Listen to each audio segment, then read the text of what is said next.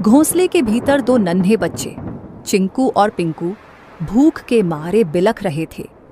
मम्मा, भूख लगी है, क्या कुछ खाने को मिलेगा मम्मा? पेट में कुछ नहीं है मम्मा, कुछ ला दो ना। चिकी की आंखें भर आईं। हे भगवान, मैं क्या करूं? कैसे बताऊं कि बारिश शुरू हो गई है, लेकिन मेरे बच्चों का रोना मुझसे देखा नहीं जाता। भीगूंगी, गिरूंगी, चाहे जो हो, लेकिन इन्हें भूखा नहीं देख सकती। रुको मेरे लाल, मम्मा कुछ ले आएगी, चाहे जान ही क्यों ना चली जाए। परंतु एक बात याद रखना, जब तक मैं नहीं आऊं, घोंसले में से बाहर भी मत देखना और बाहर भी मत निकलना, समझ गए ना? चिड़िया खाना लेने के लिए चली जाती है। अब इन दो बच्चों की माँ घर पर नहीं थी और बच्चे घोंसले में अकेले थे। उनके लिए यह पहली बारिश थी जो उन्हें किसी अजूबे से कम नहीं लग रही थी।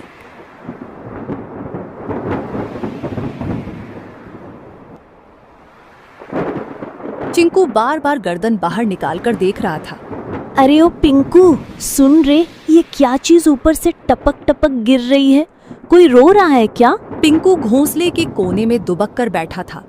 अबे मूर्ख, रोने की आवाज नहीं है ये, बारिश है बारिश, आसमान बरस रहा है।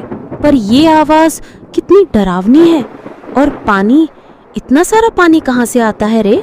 मत देख बाहर, मम्मा ने कहा था बिजली चमकी तो घोंसले समेत भस्म हो जाओगे। चिंकू सहम गया। हवा के साथ पानी की बौछारें घोंसले तक पहुंचने लगी थीं।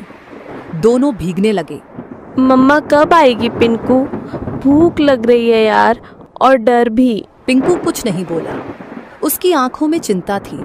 मम्मा ने कहा था कि अगर मैं देर से लौटूं तो घबराना मत, चुपचाप बैठे रहना, डर से बड़ा कोई शिकारी नहीं होता। चिकी चिड़िया को जंगल में कुछ गेहूं मिले। उसने वो गेहूं को अपनी पतली टांगों से पकड़ा और तेज बारिश में फिर से बच्चों के पास लौटने की ठान ली। बारिश और हवा में अपना जोर दिखाना शुरू कर दिया था।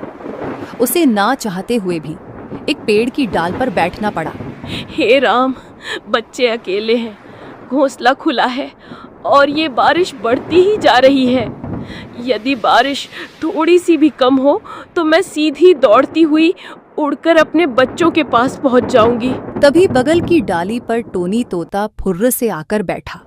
अरे टुनी बहन, तू यहाँ क्या कर रही है इस तूफानी बारिश में?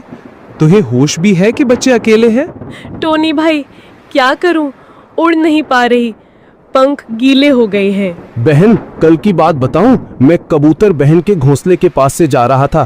क्या हुआ वहाँ? बहन, एक सांप आया था, बहुत लंबा और काला, चुपचाप डालियों के पीछे पीछे सरकता हुआ सीधा घोंसले तक पहुंच गया। फिर किसी ने देखा नहीं? मैंने देखा, मैं ऊपर ही उड़ रहा था। जब देखा कि सांप कबूतर के बच्चों के ऊपर झपटा, मैं चीखा जोर से, सांप सांप! सब पक्षी इकट्ठा हो गए, लेकिन तब तक बहुत देर हो चुकी थी। वो दो बच्चों को निगल गया बहन। चिकी सन्न रह गई। टोनी का चेहरा भावुक हो उठा। और जब कबूतर बहन आई ना, वो तो जैसे पगला गई थी। अपने घोंसले के पास आई तो देखा कि एक बच्चा खून से लथपथ पड़ा है और दो तो दिख ही नहीं रहे थे। वो बार बार पुकार रही थी, मेरे बच्चे, मेरे लाल, कहाँ चले गए तुम? उसके आंसू रुक ही नहीं रहे थे। अपने बचे हुए एक बच्चे को उसने पंखों में दबा लिया और फिर चुपचाप बैठ गई, जैसे दुनिया ही खत्म हो गई हो उसकी। मैं बता नहीं सकता कितना दर्द था उस माँ की आंखों में। टुनी की आंखें भर आईं। टोनी बोला, तू समझ रही है ना बहन, ये बारिश सिर्फ पानी नहीं लाती, भूख से तड़पते शिकारी भी लाती है। जल्दी निकल, पेड़ों की आड़ लेकर जा, मत रुक अब। चिकी चिड़िया उड़ती है और अपने घर की ओर जाती है। बारिश चल रही थी, लेकिन अंधेरा गहरा था और ठंडी हवा अब भी तीर की तरह चल रही थी। बस कुछ ही दूर और चिंकू पिंकू मेरा इंतजार कर रहे होंगे। तभी सामने से दो काली परछाई आई। ओए चिड़िया रानी, कहाँ चली बारिश में? चिकी चौंक गई। सामने दो शिकारी पक्षी रास्ता रोककर खड़े थे। आज तो किस्मत चमकी है, बारिश में भी नसीब ने हमें गरम गरम चिड़िया भेजी है। आज हम चिड़िया तुझे खा जाएंगे। अब चिकी चिड़िया के सामने यह नई मुसीबत आई थी। चिड़िया ने सोचा, इस बार मैं नहीं बच सकती, क्योंकि आज दोनों दरिंदे बदमाश इकट्ठा होकर आए हैं। मुझे आज बल से नहीं परंतु दिमाग से काम लेना होगा। उसके दिमाग में एक आइडिया आया, जब दुश्मन को हराना हो तो उनमें फूट डालो, जिसे दुश्मन की ताकत आदि हो जाती है। तुम दोनों बहादुर शिकारी हो ना, और मुझे खाना चाहते हो ना, परंतु तुम दोनों में से जो सबसे बड़ा शिकारी और सबसे ज्यादा ताकतवर होगा वही मुझे खाएगा। मैं तो सबसे खतरनाक हूँ, पंखों से पंजे तक मौत हूँ, मौत। तेरी औकात नहीं मेरे सामने, मैं तो उड़ते परिंदे गिराता हूँ। तू मुझसे बड़ा शिकारी नहीं हो सकता।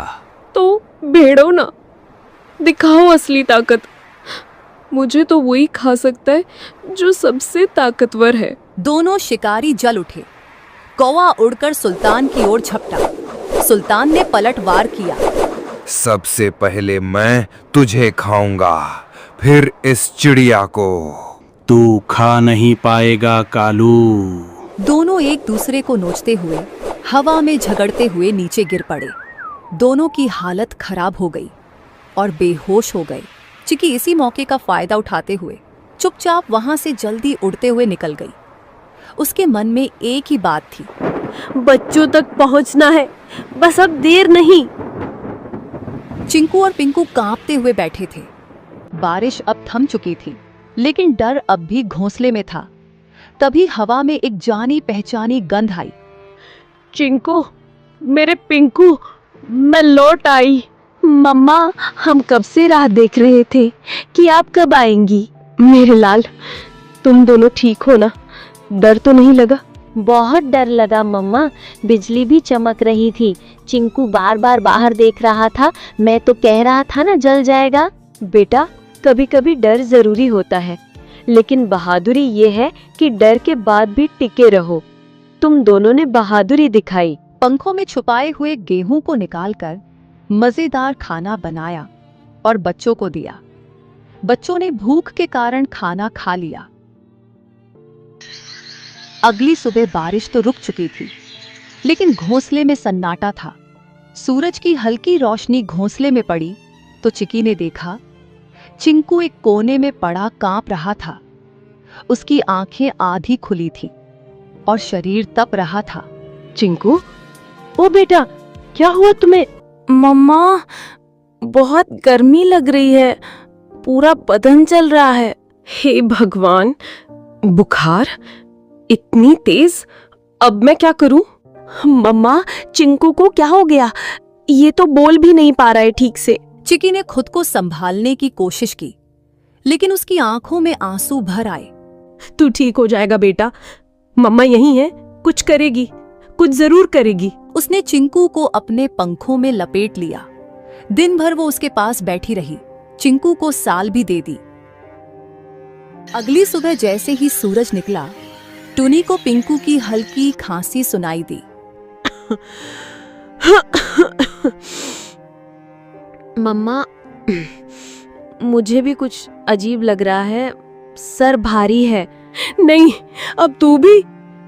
ये क्या हो रहा है मेरे बच्चों को? हे भगवान, मैंने कौन सा पाप किया?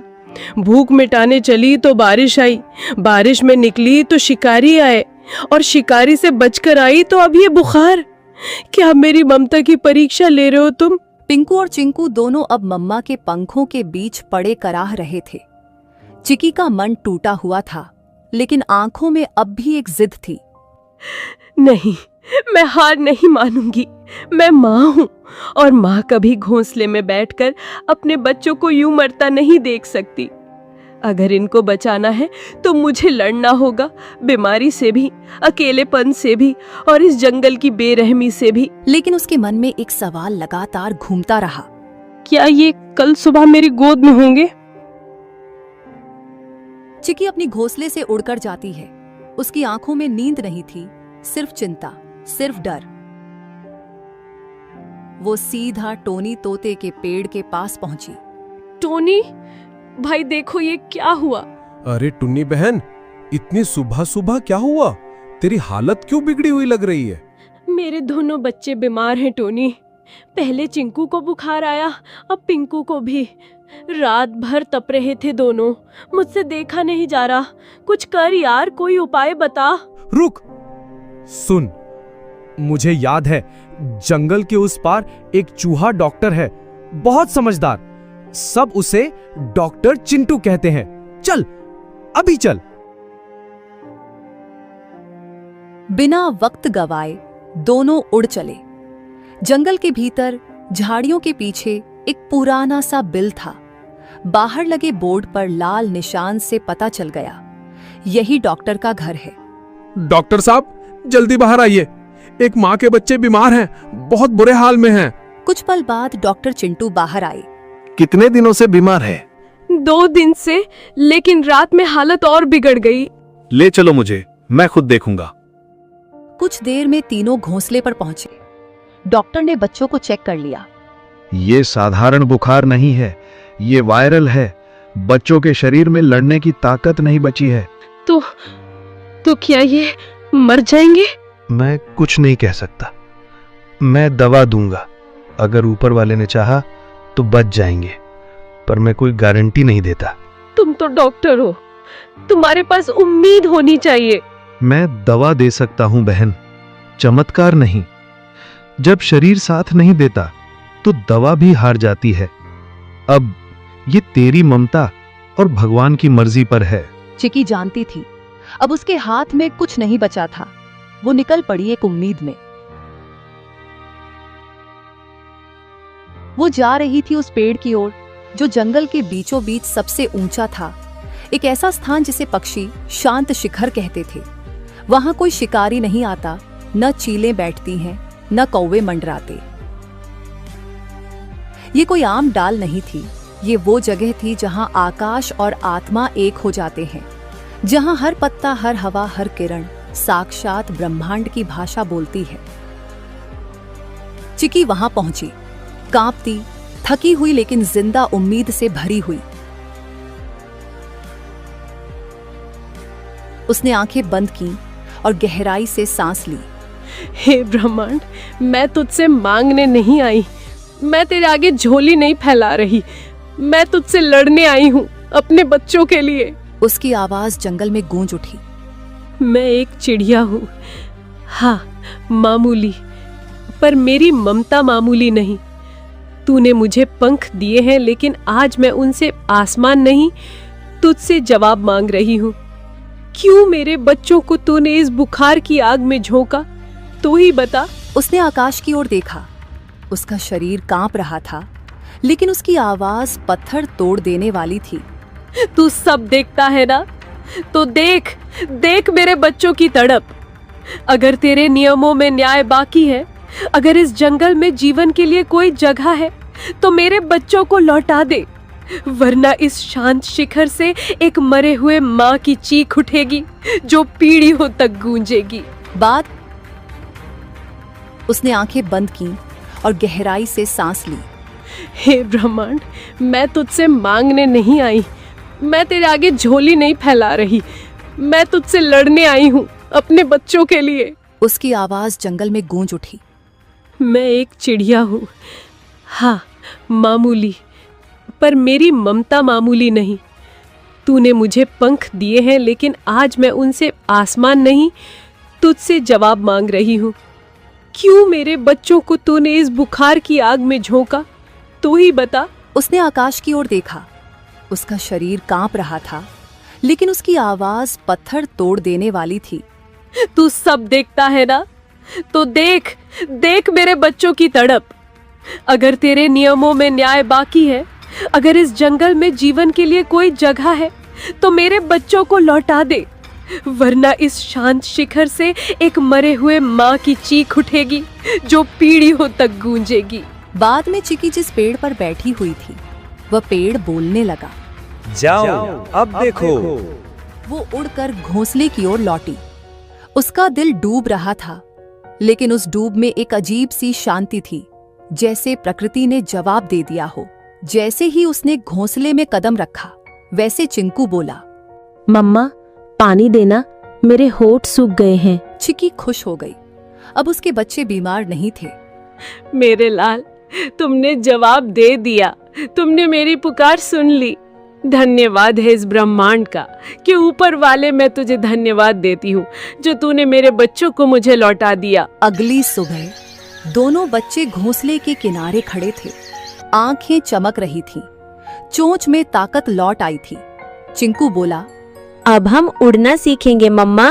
तुम दोनों बारिश से बचे, वायरल इन्फेक्शन वाले बुखार से बचे। अब तुम किसी से नहीं डरोगे।